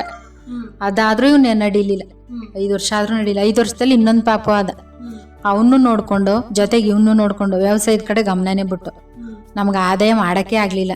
ಸಾಲನೂ ಕೊಟ್ಟಿದ್ರು ಬೇರೆ ಆದಾಗ, ಅದರಲ್ಲಿ ನಮಗೆ ತುಂಬ ಸಮಸ್ಯೆ ಆಗೋಯ್ತಾಗ. ಅದರಿಂದ ನಾವು ಇನ್ನೂ ಚೇತರಿಸ್ಕೊಳಕ್ಕಾಗಿಲ್ಲ. ಇವನ ಕಡೆನೇ ಜಾಸ್ತಿ ಇದಾಯ್ತಲ್ವಾ. ಆಮೇಲೆ ಅವನ್ನ ಸಾಕ್ಬೇಕು, ಇವನ್ನ ಸಾಕ್ಬೇಕು, ಸಂಪಾದನೆ ಮಾಡಲೇಬೇಕು. ಇವನ್ಗೆ ತುಂಬ ಖರ್ಚು ಬೀಳ್ತದೆ. ಇವನ ಕಡೆ ಒಂದು ಕಡೆ ಹಾಸ್ಪಿಟ್ಲಿಗೆ ಕರ್ಕೊಂಡು ತಿರುಗಬೇಕು, ಅದಕ್ಕೆ ದುಡ್ಡು ಬೇಕು, ಎಲ್ಲ ತುಂಬ ಖರ್ಚು ಬೀಳ್ತದೆ. ಇವನ್ಗೆ ಮಾಡೋದ, ನಾವೇ ತಿನ್ನಕ್ಕೆ ಮಾಡ್ಕೊಳ್ಳೋದ, ಅವನ್ನೇ ಸಾಕದ. ಈಗ ಅವನ್ನ ಕಾನ್ವೆಂಟಿಗೆ ಸೇರಿಸ್ಬೇಡ್ವಾ? ಈಗ ಅವನು 3 ವರ್ಷ ಆದಮೇಲೆ ಅವ್ನ ಕಾನ್ವೆಂಟಿಗೆ ಸೇರಿಸ್ಬೇಕು. ಇವನೇನೋ ಈ ಥರ ಅದ, ಅವನಾದ್ರೂ ಒಂದು ಎಜುಕೇಷನ್ ಕೊಡಿಸ್ಬೇಡ್ವಾ? ಆ ಥರ ಇದು ನಮಗೆ. ಅವನು ದೇವ್ರು ಬೇಡಿದ್ದೀನಿ, ಚೆನ್ನಾಗಾರು ಕೊಡಪ್ಪ ದೇವ್ರೆ, ಇನ್ನೊಬ್ಬನಾರವೇ, ಇನ್ನೊಂದು ಗಂಡು ಮಗು ಕೊಡು, ಚೆನ್ನಾಗಿ ಕೊಡು ಅಂತ. ಅವನ್ನ ಚೆನ್ನಾಗಿ ಕೊಟ್ಟನಲ್ವ, ಅವನಾರು ಚೆನ್ನಾಗಿ ಸಾಕಬೇಕು, ಓದಿಸ್ಬೇಕು. ಅದಕ್ಕೋಸ್ಕರ ಕಷ್ಟಪಟ್ಟು ಇಷ್ಟು ತನಕ ಅವನು ಓದಿಸಿದ್ದೀನಿ. ಅವನು ಇಂಜಿನಿಯರ್ ಓದಿಸಿದ್ದೀನಿ, ಇಲ್ಲಿ ತನಕ ಇಂಜಿನಿಯರ್ ಮುಗ್ದದೆ. ಇವನು 25 ವರ್ಷ ಸಾಕಿದ್ದೀನಿ. ಇಷ್ಟು 7 ವರ್ಷ ಕಾದೆ ಇವನು ಎದ್ದು ಕೂರ್ತಾನೆ ಅಂತ. ಎದ್ದು ಕೂತ ಅಷ್ಟು ಶ್ರಮ ಪಟ್ಟು ನಾವು ನಮ್ಮ ಶ್ರಮದಿಂದ, ನಾವು ನಮ್ಮ ಆರೈಕೆಯಿಂದ ಎದ್ದು ಕೂತ್ಕೊಳ್ಳಂಗಾಗಿ ನಡೀತಿರ್ಲಿಲ್ಲ. ಅವಾಗ ನಾವು ವಿವೇಕಾನಂದ ಕರ್ಕೊಂಡು ಹೋಗ್ತಿದ್ದಕ್ಕೆ ನಡೀತಿರ್ಲಿಲ್ಲ, ಕೂತ್ಕೋತಿದ್ದು. ಅಲ್ಲೂ ಕರ್ಕೊಂಡೋದ್ಮೇಲೆ ಅವರು ಈ ಥರ ಎಲ್ಲ ಮಾಡಿಸಿ, ಎಕ್ಸಸೈಸ್ ಮಾಡಿಸಿ, ಅದು ಮಾಡಿಸಿ ಇದು ಮಾಡಿಸಿ ಅಂತೆಲ್ಲ ಹೇಳಿದ್ಮೇಲೆ ಸ್ವಲ್ಪ ಎಕ್ಸಸೈಸು ಕ್ಯಾಂಪ್ಗೆ ಅವಾಗ ಆಯಿಲ್ ಮಸಾಜ್ ಎಲ್ಲ ಮಾಡಿದ್ರು. ಮನೇಲೂ ಈ ಥರನೇ ಮಾಡಿ ಕರ್ಕೊಬನ್ನಿ, ತುಂಬ ದೂರ ಕರ್ಕೊಂಡೋಗಕ್ಕಾಗಲ್ಲ ಸರ್ಗೂರ್ಗೆ. ಇವರು ವ್ಯವಸಾಯ ಮಾಡಬೇಕು, ಕರ್ಕೊಂಡೋಗಕ್ಕಾಗಲ್ಲ. ನಾನು ಎತ್ಕೊಂಡು ಬಸ್ಸಲ್ಲಿ ಹೋಗೋಕ್ಕೂ ಆಗಲ್ಲ ನನಗೆ. ಅದರಿಂದ ನಾವು ಕರ್ಕೊಂಡೋಗ್ಲಿಲ್ಲ. ಮನೇಲೇ ಪ್ರಯತ್ನ ಮಾಡಿ ಸುಮಾರು ಒಂದು 10 ವರ್ಷಕ್ಕೆ ಇವನು ಸುಮಾರಾಗಿ ನಡೆಯಂಗಾದ. ಇಲ್ಲಿಂದ ಆಚೆಗೆ ಒಂದು ಸ್ವಲ್ಪ ಮೆಲ್ಲೆ ನಡೆಯಂಗೆ. ಎಷ್ಟು ಸಲ ಬಿದ್ದವನೇ ಅಂದರೆ ಅವ್ನ ತಲೆಯಲ್ಲಿರೋ ಗಾಯದ ಗುರುತುಗಳು ಲೆಕ್ಕ ಹಾಕಕ್ಕಾಗಲ್ಲ, ಅಷ್ಟೈತೆ ಅವ್ನ ತಲೆ ಒಳಗಡೆ. ಬಿದ್ದಾಗೆಲ್ಲ ಸಂಕಟ ಪಟ್ಟಿದ್ದೀನಿ, ಯಾಕಪ್ಪ ದೇವ್ರೆ ಈ ಥರ ಎಲ್ಲ ಕಷ್ಟ ಕೊಡ್ತಿ, ನನಗೆ ಕೊಟ್ಟಿದೀಯೋ ಬೇರೆಯವ್ರಿಗೆಲ್ಲ ಕೊಟ್ಟಿದೀಯೋ ದೇವ್ರೆ ಅಂತೆಲ್ಲ ದೇವ್ರಿಗೆಲ್ಲ ಬೈದಿದ್ದೀನಿ. ನಾನೇ ಇರಬಾರ್ದು, ಇವನ್ನೂ ಸಾಯಿಸ್ಬಿಟ್ಟು ನಾನು ಸತ್ತೋಗ್ಬಿಡ್ಬೇಕು ಅನ್ಸ್ಬಿಟ್ಟದೆ ಎಷ್ಟೋ ಸಲ. ಬೇರೆ ಟೈಮಲ್ಲಿ ನನಗೇನೂ ಅನಿಸಿಲ್ಲ, ನನ್ನ ಮಗ ದೇವರು ಅಂದ್ಕೊಂಡು ಮಾಡಿದ್ದೀನಿ. ರಕ್ತ ಸುರಿಸುವಾಗ ಅವನ್ನ ಚೆನ್ನಾಗಿ ಇಟ್ಟಿಲ್ಲ ಅಲ್ವಾ, ಅವ್ನ ಪಾಡ್ಗೆ ಅವ್ನು ಕೆಲಸ ಮಾಡ್ಕೊಂಡಿರಂಗೆ ಶಕ್ತಿ ಕೊಡಪ್ಪ ದೇವ್ರೆ. ಯಾಕಿಂಗ್ ರಕ್ತ ಎಲ್ಲ ಸುರಿಸ್ತೀಯ ನಮ್ಮ ಮುಂದೆ, ಅದನ್ನೂ ನೋಡ್ಬೇಕಾ ನಾನು ಅಂತೆಲ್ಲ ಕಣ್ಣೀರು ಬಿಟ್ಟಿದ್ದೀನಿ ನಾನು ಎಷ್ಟೋ ಸಲ. ಹಂಗೆ ಮಾಡಿ ಇವಾಗ ಬೀಳೋದಿಲ್ಲ, ಏನಿಲ್ಲ. ಅವ್ನ ಪಾಡ್ಗೊಂಡು ಹೋಯ್ತಾನೋ ವಾಶ್ರೂಮ್ಗೆ ಹೋಯ್ತಾನೆ, ಅವ್ನ ಕೆಲಸ ಮಾಡ್ಕೋತಾನೆ. ನಾವಿಲ್ಲದೇ ಇದ್ರು ಹೇಳ್ಬಿಟ್ಟಿದ್ದೀವಿ, ಬಾಗ್ಲಾಕೋ ವಾಶ್ರೂಮ್ಗೆ ಹೋಗು, ಇಲ್ಲೇ ಪಕ್ಕದಲ್ಲಿ ವೆಸ್ಟೇನ್ ಮಾಡಿಸಿದ್ದೀವಿ. ಅವ್ನಿಗೆ ಹೆಂಗೆ ಬೇಕು ಹಂಗೆ ವ್ಯವಸ್ಥೆ ಮಾಡಿಸಿದ್ದೀವಿ. ಹೋಗ್ಬಿಟ್ಟು ನೀನು ಕೆಲಸ ಮುಗಿಸ್ಕೊ. ನಾವು ಹಂತಗಳೇನು ಮಾಡಿಸಿಲ್ಲ ಎಲ್ಲೂ, ಅಷ್ಟೇ ಒಂದೇ ಮಟ್ಟ ನಮ್ಮ ಮನೆ ಲೆವೆಲ್ಲು. ನಾವಿಲ್ಲ ಅಂದರೆ ಡೋರ್ ಹಾಕೋ, ಅದನ್ನು ಮಾಡ್ಕೋತಾನೆ. ನಮ್ಗೆ ಗೊತ್ತಿರೋರು ಯಾರು ಬಂದು ಏನಾರು ಕೂಗ್ದಾಗ ನಿನಗೆ ಕಿಟಕಿಲ್ ನೋಡು, ನಮ್ಮವ್ರು ಇವರು ಅಂತ ಗೊತ್ತಾದಾಗ ನೋಡ್ಬಿಟ್ಟು ಬಾಗ್ಲು ತೆಗಿ, ನಮ್ಮವ್ರು ಅಲ್ಲ ಇವರು ಅಂತ ಅಂದಾಗ ಬಾಗ್ಲು ತೆಗಿಬೇಡ, ನಾವು ಜಮೀನಲ್ಲಿ ಕೆಲಸ ಮಾಡುವಾಗ ಅಂತೆಲ್ಲ ಹೇಳ್ಕೊಟ್ಟಿದ್ದೀನಿ. ಅದನ್ನೆಲ್ಲ ಅರ್ಥ ಮಾಡ್ಕೊಂಡು ಅವನೀಗ ಆ ಥರ ಎಲ್ಲ ಅರ್ಥ ಮಾಡ್ಕೊಂಡು ಹೆಂಗ್ ಬೇಕಂಗೆ ಬದಲಾವಣೆಗಳು ದಿನ ವರ್ಷದಲ್ಲಿ ಅವನ ಬದಲಾವಣೆಗಳು ಚೇಂಜ್ ಆಯ್ತು. ನಾವು ಜಾಸ್ತಿ ಅವನ ಕಡೆ ಗಮನ ವಹಿಸ್ತೋ, ಜಾಸ್ತಿ ಅವನ್ನ ಮಾತಾಡ್ಸಿದ್ವಲ್ಲ, ತಿಳಿಸಿ ಎಲ್ಲಾನು ಹೇಳ್ಕೊಟ್ಟು ನೋಡಿ, ಅದರಿಂದ ಅವನಿಗೆ ತುಂಬ ಅವನು ಬ್ರಿಲಿಯಂಟ್ ಆಗ್ಬಿಟ್ಟ, ನಮಗಿಂದನೂ ಬ್ರಿಲಿಯಂಟ್ ಆಗ್ಬಿಟ್ಟ ಅವನೀಗ. ಅವ್ನು ಫೋನ್ ಯೂಸ್ ಮಾಡೋದು, ಅವ್ನು ಟಿವಿ ಹಾಕೊಂಡು ನೋಡೋದು, ಆ ಟಿವಿಲಿ ಏನಾದರೂ ಅದ್ರ ಪಟ್ಟಂತ ಅದನ್ನ ಸರಿ ಮಾಡೋದು, ರಿಮೋಟ್ ತಗೊಂಡು, ಮತ್ತೆ ಫೋನಲ್ಲಿ ಏನು ಮಾಡ್ಬೇಕಾದ್ರು ಮಾಡೋದು, ಏನೇ ಒಂದು ಬುಕ್ ಮಾಡ್ಬೇಕಾದ್ರು ಪಟ್ಟಂತ ಫೋನಲ್ಲಿ ಬುಕ್ ಮಾಡ್ತಾನೆ. ಆರ್ಡ್ರ್ ಮಾಡ್ಬೇಕಾರೆ ಅವೆಲ್ಲ ತಲೆ ಓಡ್ತೈತೆ. ಅವನಿಗೆ ಕೈಯಲ್ಲಿ ಕೆಲಸ ಮಾಡೋಕ್ಕಾಗಲ್ಲ ಅನ್ನೋದೇ ನನಗೆ ಚಿಂತೆ. ಅವನೇನಾದ್ರು ಮಾಡ್ತೀನಿ ಅಂತ ಕೈಯಲ್ಲಿ ಒಂದು ಗ್ರಿಪ್ ಇದ್ದಿದ್ರೆ ಹೇಳಿ ಒಂದೇನಾರು ಕೆಲಸ ಮಾಡಿಸ್ತಿದ್ದೆ. ನನಗದು ಆಸೆ. ಅವನೇನು ಹೇಳ್ತಾನೆ ಗೊತ್ತಾ, ಈಗ ನೀನಿರೋ ತನಕ ನನ್ನ ನೋಡ್ಕೋತಿ, ನೀನಿಲ್ಲ ಅಂದ್ರೆ ನನ್ನ ಯಾರು ನೋಡ್ಕೋತಾರೆ ಅಂತಾನೆ. ಅಂದ್ರೆ ಅವರು ಸನ್ನೆ ಮೂಲಕ ಕೆಲವೊಂದು ಸೂಚನೆಗಳನ್ನ ಈಗಲೂ ಕೊಡ್ತಾ ಇದ್ದಾರೆ ನಿಮ್ಗೆ? ಈಗಲೂ ಅವನು ನೀನಿರೋ ತನಕ ನಾನು ನೋಡ್ಕೋತಿ, ಆಮೇಲೆ ಯಾರು ನೋಡ್ಕೋತಾರೆ ನನ್ನ, ತಮಯ ಅವನ ಹೆಂಡತಿ ಕರ್ಕೊಂಡು ಹೋಯ್ತಾನೆ ಬೆಂಗಳೂರಿಗೆ, ಅವ್ನ ಕೆಲ್ಸಕ್ಕೆ ಹೋದ್ರೆ ನನ್ನ ಯಾರು ನೋಡ್ಕೋತಾರೆ ಅಂತ. ಆಗ ನಾನಿಲ್ಲ ಅಂದ್ರೆ ನಿನ್ನೆ ಏನೋ ಆಯ್ತದೆ ಬಿಡು ಮಗ್ನೆ. ಆಗ ಖುಷಿ ಪಡಿಸೋದ ಅವನ್ನ ಏನಂದ್ರೆ ಬೇಜಾರ್ ಮಾಡ್ಸಲ್ಲ ನಾನು. ನೀನು ಸತ್ತೋಗ್ಬಿಡು ನಾನು ಸತ್ತೋಗ್ಬಿಡದ ಈಗ್ಲೇ ಸತ್ತೋಗ್ಬಿಡದ ಅಂತ ಅನ್ನಲ್ಲ ನಾನು. ಖುಷಿ ಪಡಿಸ್ತೀನಿ. ನಾನಿರೋ ತನಕ ನಾನು ಚೆನ್ನಾಗಿ ಇಡ್ತಾನೆ ದೇವ್ರು. ಯಾಕೆ ಹೇಳು, ನೀನು ದೇವ್ರ ತರ ನನ್ನ ಮನೇಲಿ ಇದೀಯಾ, ಅದಕ್ಕೆ ನಿನ್ನ ನೋಡಕ್ಕೆ ದೇವ್ರು ನನ್ನ ಚೆನ್ನಾಗಿ ಇಡ್ತಾನೆ. ಆಮೇಲೆ ನಾನಿಲ್ಲ ಅಂದಾಗ ನಿಂದೇನೋ ಆಯ್ತದೆ, ಅಷ್ಟೊತ್ತಿಗೆ ನಿನ್ಗೂ ವಯಸ್ಸಾಯ್ತದೆ, ಅವಾಗ ಏನೋ ಆಯ್ತದೆ ಬಿಡು ಮಗನೆ. ನೀನ್ ಯಾಕೆ ತಲೆ ಕೆಡ್ಸ್ಕೊತೀಯ ಅದ್ರ ಬಗ್ಗೆ ಎಲ್ಲ? ಈಗಲೇ 3 ಟೈಮ್ ಊಟ ಮಾಡು, ಚೆನ್ನಾಗಿರು, ನಾನು ಚೆನ್ನಾಗಿ ನೋಡ್ಕೊಂಡಿವ್ನಿ ತಾನೆ, ಖುಷಿಯಾಗಿರು ಅಷ್ಟೇ. ನಿಂಗೆ ಏನ್ ಬೇಕು? ನಿನ್ಗೆ ನಾ ಕರೆಂಟ್ ಇರಕ್ಕಿಲ್ಲ ಮನೇಲಿ, ನಮ್ದು ಒಂಟಿ ಮನೆ, ಯಾರು ಬರಲ್ಲ ಮನೆ ಹತ್ರ, ಬೇಜಾರಾಯ್ತದೆ ನನ್ನ ಮಗನೇ ಅಂತ UPS ಹಾಕ್ಸಿದೀನಿ. ಅದಕ್ಕೋಸ್ಕರ TV ನೋಡ್ಲಿ ನನ್ನ ಮಗ, ನಾನು ಕೆಲಸ ಮಾಡ್ತಾ ಇರ್ತೀನಿ ಹೊರಗಡೆ, ಬೇಜಾರಾಯ್ತಂದ್ರೆ UPS ಹಾಕ್ಸಿದ್ದೀನಿ. ಅದಕ್ಕೋಸ್ಕರ ಮೊಬೈಲ್ ತಗೊಟ್ಟಿದ್ದೀನಿ, ಟಚ್ ಫೋನೇ ಬೇಕು ನಿನ್ಗೆ ಅಂತ ಟಚ್ ಫೋನೇ ತಗೊಟ್ಟಿದ್ದೀನಿ, ಯೂಸ್ ಮಾಡ್ಕೊ. ಬೇಜಾರಾದಾಗ ಕ್ರಿಕೆಟ್ ಬ್ಯಾಟು ಬಾಲ್ ಇರ್ತದೆ, ಆಚೆ ಕೂತ್ಕೊಂಡು ಆಟ ಆಡು. ಸ್ವಲ್ಪ ಹೊತ್ತು ಗಾರೆ ಹಾಕ್ಸಿದ್ದೀನಿ, ಸೀಟ್ ಹಾಕ್ಸಿದ್ದೀನಿ, ಬಿಸಿಲೆಲ್ಲ ಆಟ ಆಡ್ತಾನೆ ನನ್ನ ಮಗ ಅಂತ. ಆಟ ಆಡು ಸ್ವಲ್ಪ ಹೊತ್ತು, ಹೊರಗಡೆ ಬೀದಿಗೆ ಹೋಗ್ಬೇಡ, ಮಣ್ಣಲ್ಲೆಲ್ಲವ ಇಲ್ಲೇ ಗಾರೆ ಮೇಲೆ ಆಟ ಆಡ. ಅದಕ್ಕೋಸ್ಕರನೇ ಗಾರೆ ಹಾಕ್ಸಿದ್ದು, ಅದಕ್ಕೋಸ್ಕರನೇ ಸೀಟ್ ಹಾಕ್ಸಿದ್ದು. ಮನೆಯೊಳಗೆ ಕೂತಿ ಅವ್ನಿಗೆ ಬೇಜಾರಾಗೋದು ಬೇಡ, ಅವ್ನಿಗೆ ಮೈಂಡ್ ಫ್ರೀ ಆಗಬೇಕು. ಹೊರಗಡೆ ಹೋಗಿ ಆಟ ಆಡು, ಯಾರು ಇರಲ್ಲ ಮನೆ ಹತ್ರ. ನಾನು ಆ ಕಡೆ ಈ ಕಡೆ ಕೆಲಸ ಮಾಡ್ತಾ ಇದ್ದಾಗ ನೀನು ಆಟ ಆಡು. ಇಲ್ಲಿ ನನ್ನ ಕೂಗು, ಏನಾರು ಬತ್ತು ಮನೆ ಹತ್ರ ಒಂದು ಆವೆ ಬರ್ಬೋದು, ಒಂದು ಹುಳನೇ ಬರ್ಬೋದು, ಅವಾಗ ಕೂಗು ಹೋ ಅಂದ್ರೆ ನನ್ಗೆ ಪಟ್ಟಂತ ಗೊತ್ತಾಗೋಯ್ತದೆ. ಇಲ್ಲೇ ಕೆಲಸ ಮಾಡ್ತಾ ಇರ್ತೀನಿ ನಾನು, ಕೂಗ್ತಾವ್ ನನ್ನ ಮಗ ಅಂತ ಪಟ್ಟಂತ ಬರ್ತೀನಿ. ಹಂಗೆ ಮಾಡ್ತಾನೆ. ಬೆಕ್ಕಿರ್ತದೆ, ಬೆಕ್ಕು ಮನೇಲಿ ಏನಾರು ಇದಾರು ಬೆಕ್ಕು ಸೌಂಡ್ ಮಾಡ್ತದೆ, ನಾಯಿ ಸೌಂಡ್ ಮಾಡ್ತದೆ, ಒಂದು ಹಾವು ಬರ್ಲಿ ಒಂದು ಚೇಳು ಬರ್ಲಿ ಸೌಂಡ್ ಮಾಡ್ತವೆ ಅವು. ಒಂದು ಹುಳ ಬಂದ್ರು ನಾವು ಪತ್ತೆ ಮಾಡ್ತೇವೆ. ಇದು ಬೆಕ್ಕು ನಾಯಿ ಎಲ್ಲ. ಅವನಿದ್ರೆ ಅವನು ಚಾಪೆ ಹಾಕೊಂಡು ಅಲ್ಲಿ ಗಾರೆ ಮೇಲೆ ಇಲ್ಲಿ ಕೂತ್ ಮನೆಗೆ ಬೇಜಾರಾದ ಚಾಪೆ ಹಾಕೊಂಡಿರ್ತಾನೆ, ಅಲ್ಲಿ ದಿಂಬ ಹಾಕೊಂಡು ಮೊಬೈಲ್ ಯೂಸ್ ಮಾಡ್ತಾ ಇರ್ತಾನೆ. ಬೆಕ್ಕು ಪಕ್ಕದಲ್ಲೇ ಮಲಗಿರ್ತದೆ, ಒಂದು ಹುಳ ಬಂದ್ರು ಪಟ್ಟಂತ ಹಿಡ್ಕೋತದೆ ಅದು. ಆತರ ಅಭ್ಯಾಸ ಮಾಡಿಸಿರೋದು. ಅವರು ಬೆಳವಣಿಗೆ ಅಭಿವೃದ್ಧಿ ಆಗೋ ನಿಟ್ಟಿನಲ್ಲಿ ಮನೆ ವಾತಾವರಣ ಆಗಿರ್ಬೋದು, ಸಾಕು ಪ್ರಾಣಿಗಳಾಗಿರ್ಬೋದು, ನೀವು ನಿಮ್ಮ ಮನೆ ಬದಲಾವಣೆಯನ್ನ ಮಾಡ್ಕೊಂಡಿರೋದು, ನಿಮ್ಮ ಸಹಕಾರ ಇರ್ಬೋದು, ಅವ್ರಿಗೆ ಕಂಪ್ಲೀಟ್ ಆಗಿ ಸಿಕ್ಕಿದೆ ಅಂತ ಈ ಮೂಲಕ ಹೇಳ್ತಿದ್ದೆ. ಅವ್ನು ಒಂದ್ ಹುಳ ಬಂದ್ರು ಬೆಕ್ಕು ಪಟ್ಟಂತ ಕಂಡು ಹಿಡಿತೆ. ಆಗ ಅವ್ನು ಸಡನ್ ಆಗಿ ನೋಡ್ತಾನೆ, ಹಿಂಗೆ ನೋಡಿದಾಗ ಹುಳ ಐತೆ ಇಲ್ಲಿ ಅನ್ಬಿಟ್ಟು ಅವ್ನು ಎಚ್ಚರಿಸ್ಕೋಬೇಕು. ಆ ಥರದ್ದು ಹಿಂಗೆ ಆಡ್ತಾ ಇರ್ತದೆ ಬೆಕ್ಕು. ಇಲ್ಲಿ ಹುಳ ಐತೆ. ಒಂದಿನ ಹಾವೇ ಬಂದಿತ್ತು ಮನೆ ಹತ್ರ, ಇವನು ಅಲ್ಲೇ ಚಾಪೆ ಹಾಕೊಂಡಿದ್ದಾನೆ, ಅಲ್ಲೇ ಹೂವಿನ ಗಿಡದ ಹತ್ರ ಹಾವೈತೆ. ಬೆಕ್ಕು ಹಿಂಗ ಓಡಸಾಡ್ತಿತ್ತಲ್ಲ, ಅವಾಗ ಏನೋ ಅಂತ ಇವನೇ ಕರ್ದವನೇ ತಮ್ಮನ್ನ, ನೋಡು ಬಾಯಿಲಿ ಏನೋ ಬಂದೈತೆ ಅಂತ. ಅವಾಗ ನೋಡಿದ್ರೆ ಹಾವು. ಆ ಥರ ಎಲ್ಲ ಆದಾಗ ಅವು ಪಕ್ಕದಲ್ಲೇ ಇರ್ತಾವೆ ಇವನ ಹತ್ರ. ಅವು ಚೆನ್ನಾಗಿ ಅಟ್ಯಾಚ್ಮೆಂಟ್ ಜಾಸ್ತಿ ಆಗ್ಬಿಟ್ಟೈತಲ್ಲ ಇವನ್ ಜೊತೆ, ಇಲ್ಲೇ ಇರ್ತಾನಲ್ಲ ಎನಿ ಟೈಮಲ್ಲೇ, ಆ ಪಕ್ಕದಲ್ಲೇ ಇರ್ತವೆ ಅವು. ಈ ನಿಟ್ಟಿನಲ್ಲಿ ಸಂಸ್ಥೆ ಯಾವಾಗ ಪರಿಚಯ ಆಯ್ತು ನಿಮ್ಗೆ? ಹೇಗ್ ಪರಿಚಯ ಆಯ್ತು ಸಂಸ್ಥೆ? 13 ವರ್ಷ ಆಯ್ತು ನಮ್ಗೆ ಸಂಸ್ಥೆ ಪರಿಚಯ ಆಗಿ. ಇವನ್ಗಾಗ ಎಷ್ಟು 13 ವರ್ಷ ಇರ್ಬೇಕು. ಅವಾಗ ಇವ್ರು ನಮ್ಗೆ ಪರಿಚಯ ಮಾಡ್ಕೊಂಡಿದ್ದು. ಯಾರೋ ಮಾಹಿತಿ ಕೊಟ್ಟು ಇವ್ರಿಗೆ, ಇಲ್ಲಿ ಮಗು ಐತೆ, ಈ ತರದ ಮಗು, ಒಂಟಿ ಮನೆ ಅಂತೇಳಿ ಅವರು ಇಲ್ಲಿಗೆ ನಮ್ಮನ್ನ ಹುಡುಕೊ ಬಂದಿದ್ದು. ನಮ್ಮ ಮನೆನ ಹುಡುಕೊ ಬಂದ್ರೆ ರಮೇಶ್ ಸರು, ಪೂರ್ಣಿಮಾ ಮೇಡಮು, ದೀಪಶ್ರೀ ಮೇಡಮ್ ಎಲ್ಲ ಬಂದು ಪರಿಚಯ ಮಾಡ್ಕೊಂಡು ನಮಗೆ ಈ ಥರ ಮಾಹಿತಿ ಕೊಟ್ಟು, ಈ ಥರ ಮಾಡಿ ಇದು ಮಾಡಿ ಕರ್ಕೊಬನ್ನಿ ಅಂತೆಲ್ಲ ಮಾಹಿತಿ ಕೊಟ್ಟು ಇವರು ಕರ್ಸ್ಕೊಂಡಿದ್ದು ನಮಗೆ. ಅಲ್ಲಿ ತನಕ ನಮಗೆ ಗೊತ್ತಿರಲಿಲ್ಲ.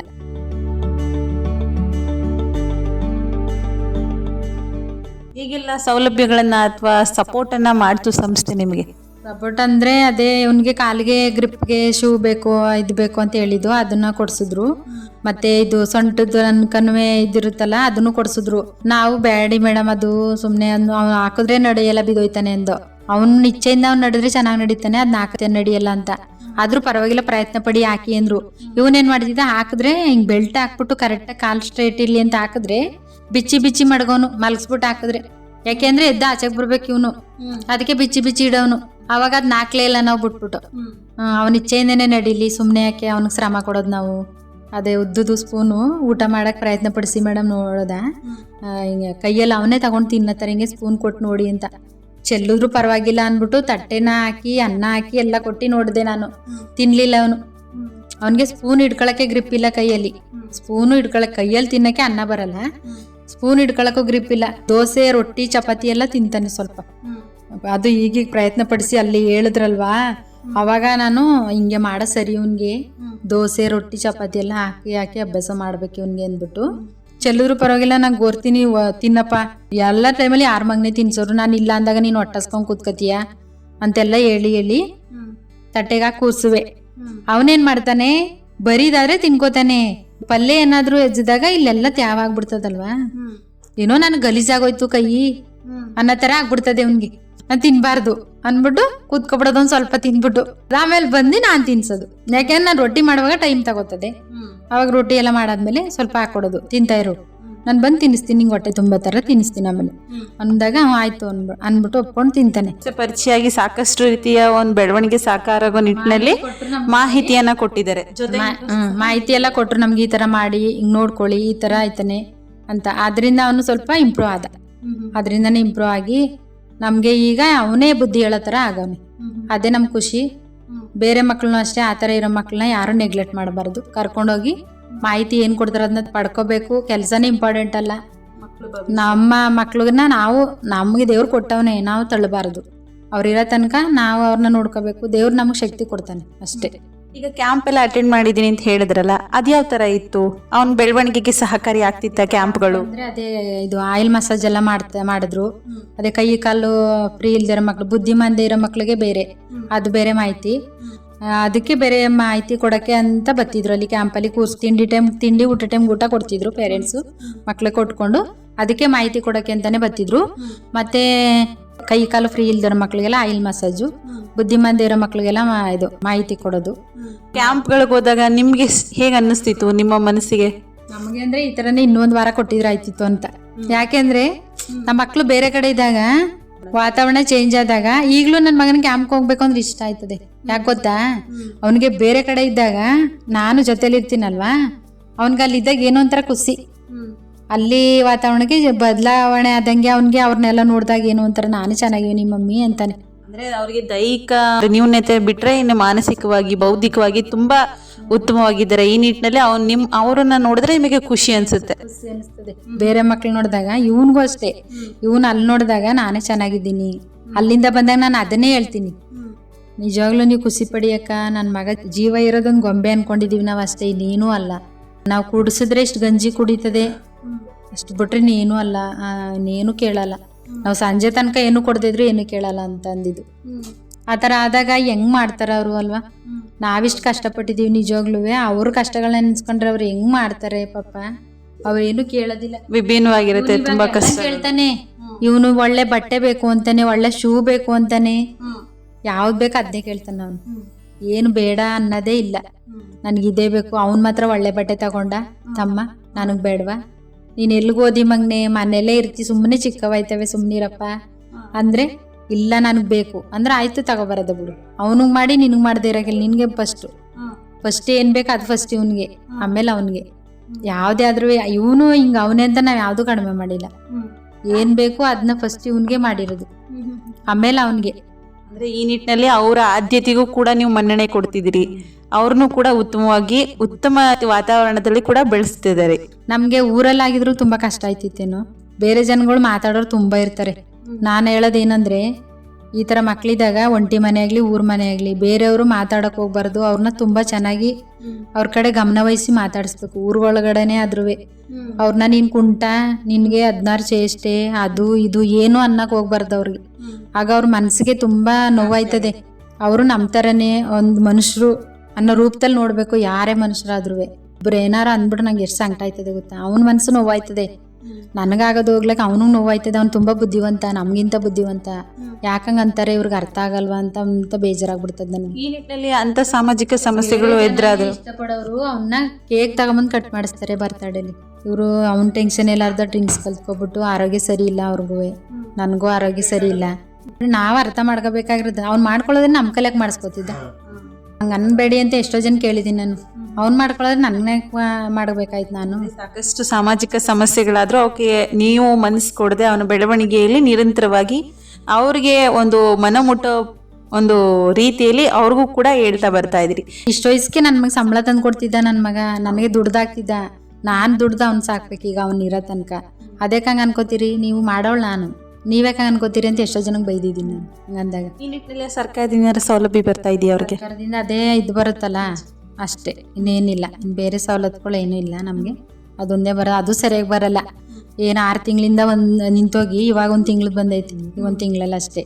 ಅದು ಸರಿಯಾಗಿ ಬರಲ್ಲ. ವಿಶೇಷ ಮಕ್ಕಳು ಅಂತಂದ್ರೆ ಕೆಲವರು ಸಾಕ್ದೇನೆ ಅವ್ರನ್ನ ಒಂದು ಮೂಲೆ ಗುಂಪಾಗಿ ಮಾಡ್ಬಿಡ್ತಾರೆ. ಅಂತ ಪೋಷಕರಿಗೆ ನೀವೇನ್ ಹೇಳ್ತೀರಾ ಮೇಡಮ್? ಯಾವತ್ತೂ ಮಾಡಬೇಡಿ ಯಾರುವೆ. ನಾನು ಹೇಳೋದು ಅದೇ, ಆ ಥರ ಅಂತೂ ಯಾರೂ ಮಾಡಬೇಡಿ. ಅವರು ನಮ್ಮ ಹೊಟ್ಟೆಲೇ ಹುಟ್ಟಿರೋದು. ಚೆನ್ನಾಗಿರೋ ಮಕ್ಳು ಹೆಂಗೆ ನಮ್ಮ ಹೊಟ್ಟೆಲಿ ಹುಟ್ಟವ್ರೆ, ನಾವು ಎತ್ತಿ 9 ತಿಂಗಳು ಸಾಕಿದ್ದೀವಿ, ಅದನ್ನ ನೋವು ಪಟ್ಟೆ ತಾನೇ ಎತ್ತಿರೋದು. 9 ತಿಂಗಳು ಈ ಚೆನ್ನಾಗಿರೋ ಮಗುನ ಹೆಂಗೆ ನೋವು ಪಟ್ಟೆ ಎತ್ತಿದ್ದೀವಿ 9 ತಿಂಗಳು ಹೊಟ್ಟೆಲಿ ಮಾಡಿಕೊಂಡು, ಅದೇ ಥರ ತಾನೇ ಇವ್ರನ್ನೂ ಎತ್ತೀವಿ. ಇದಕ್ಕೆ ನೋವು ಪಟ್ಟಿಲ್ವ, ಹಂಗೆ ಎತ್ಬಿಟ್ಟಿದ್ದಾವ.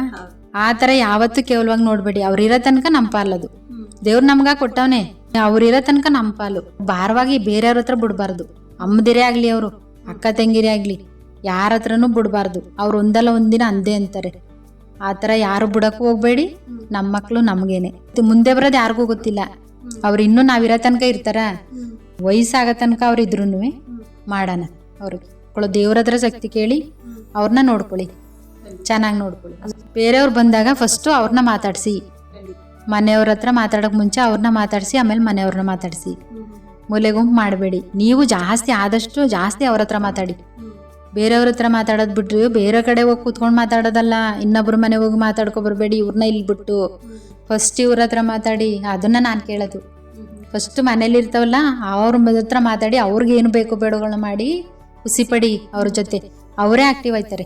ಚಟುವಟಿಕೆಯಿಂದ ಯಾವಾಗ್ಲೂ ನೋಡ್ಕೊಡ್ತಾ ಇದ್ರೆ ಅವರೇ ಒಂದು ಸಮಾಜದ ಒಂದು ಮುಖ್ಯ ವಾಹಿನಿಗೆ ಬಂದು ಅವರು ಬದಲಾಗೋ ನಿಟ್ಟಿನಲ್ಲಿ ಪ್ರಯತ್ನ ಪಡ್ತಾರೆ. ಕಾಲಲ್ಲಿ ತಗೊಂಡು ತಿನ್ನೋರ್ನ ನೋಡಿದೀನಿ ನಾನು, ಕಾಲಲ್ಲಿ ಮರಗೆಲ್ಸ ಮಾಡೋರ್ನ ನೋಡಿದೀನಿ, ಕಾಲಲ್ಲಿ ಪೇಂಟ್ ಮಾಡೋರು ನೋಡಿದೀನಿ, ಕಾಲಲ್ಲಿ ತಗೊಂಡು ಮರಗೆಲ್ಸ ಮಾಡೋರು ನೋಡಿದೀನಿ, ಕಾಲಲ್ಲಿ ತಗೊಂಡು ಊಟ ಮಾಡಿ ಪೆನ್ನಲ್ಲಿ ತಗೊಂಡು ಬರೆಯೋರು ನೋಡಿದೀನಿ, ಕೈಯಲ್ಲೊಂದು ಪ್ರಯತ್ನ ಪಟ್ಟಿದ್ರೆ ನನ್ನ ಮಗ ಏನಾದರೂ ಒಂದು ಕೆಲಸ ಮಾಡಿಸ್ತಿದ್ದೆ ನಾನು.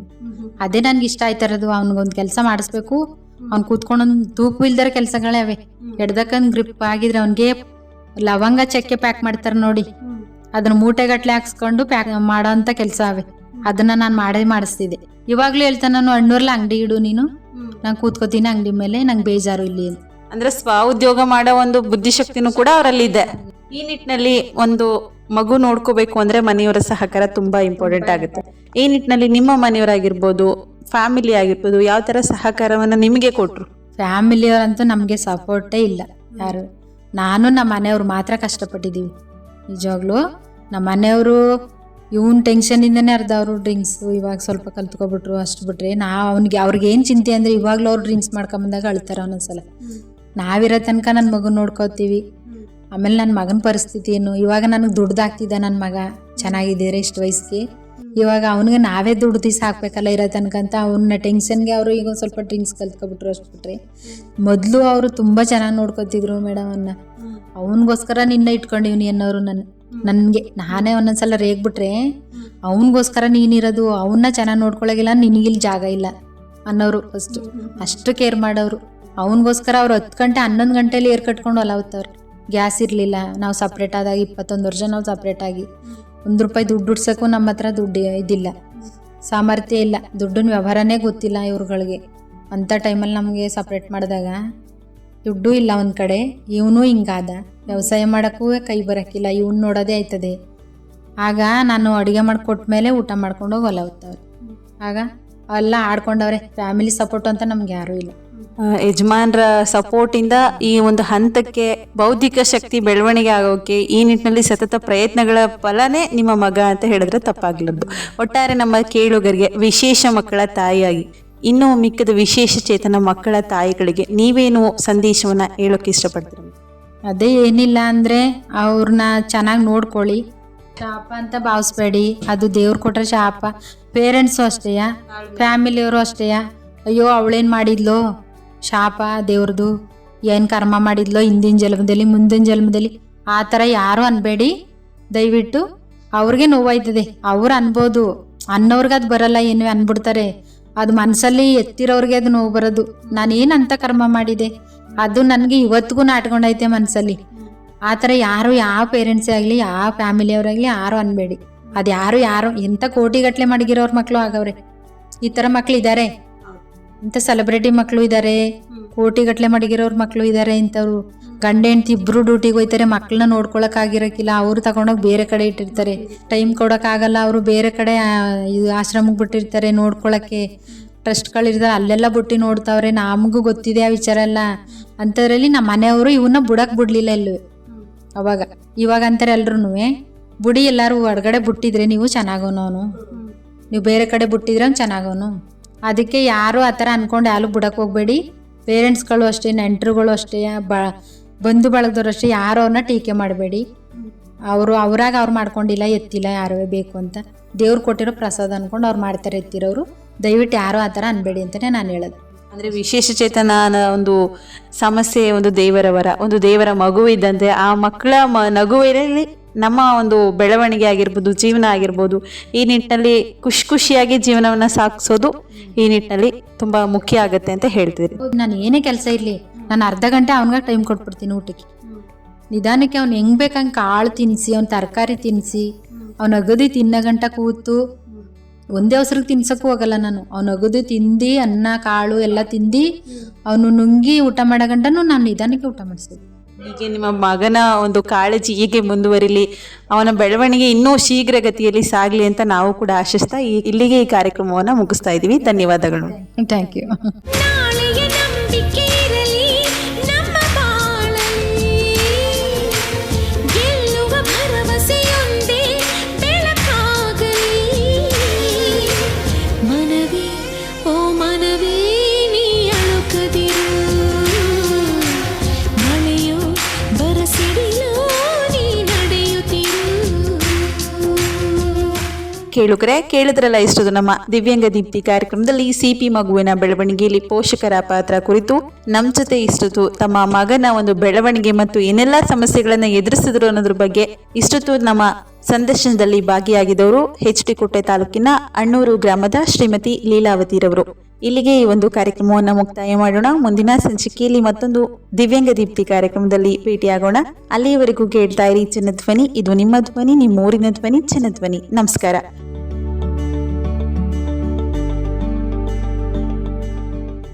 ವಿಶೇಷ ಚೇತನರ ಕೌಟುಂಬಿಕ ಜೀವನದ ಅನುಭವ, ಶಿಕ್ಷಣ, ಉದ್ಯೋಗ, ಸ್ವಾವಲಂಬನೆ, ಸಾಧನೆ ವಿಚಾರ ವಿನಿಮಯ, ಸಮುದಾಯ ಮತ್ತು ಸರ್ಕಾರದಲ್ಲಿರುವ ಪುನರ್ವಸತಿ ಅವಕಾಶಗಳನ್ನು ಬಳಸಿಕೊಂಡು ಸಾಮರಸ್ಯ ಸಹಬಾಳ್ವೆಯೊಂದಿಗೆ ಬದುಕನ್ನು ಹಸನಾಗಿಸಿಕೊಂಡು ಇತರರಿಗೆ ದಾರಿದೀಪವಾಗುವ ಕಾರ್ಯಕ್ರಮವೇ ದಿವ್ಯಾಂಗ ದೀಪ್ತಿ.